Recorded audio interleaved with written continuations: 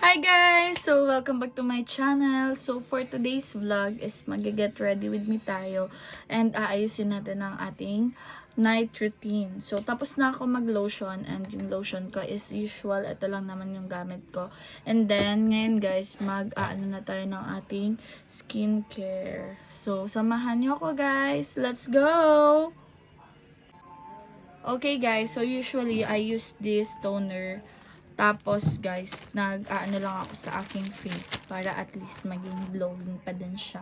Though meron pa din akong kakaunting breakouts pero di na siya yung tulad ng dati. So, eto lang guys ginagamit ko kapag nagda-night care ako. Tapos, kapag morning naman guys, usually nag-aano lang ako, hilamos lang ako. Then, naglalagay ako ng serum.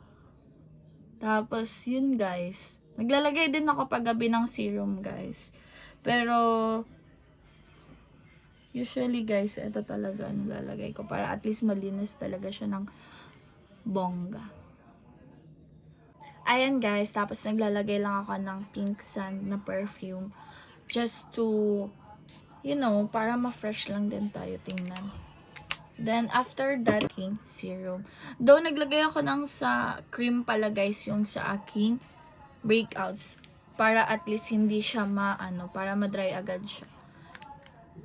And, yun guys, yung nagpapaano talaga sa akin. Para hindi na talaga magbalik yung mga breakouts ko.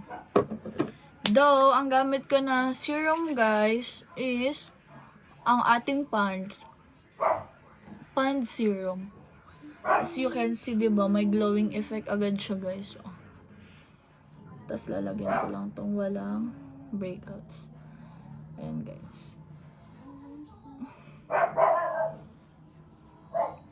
Tapos, bukas, guys, makikita nyo, guys, dry na yung nilagyan ko ng cream. Ayan.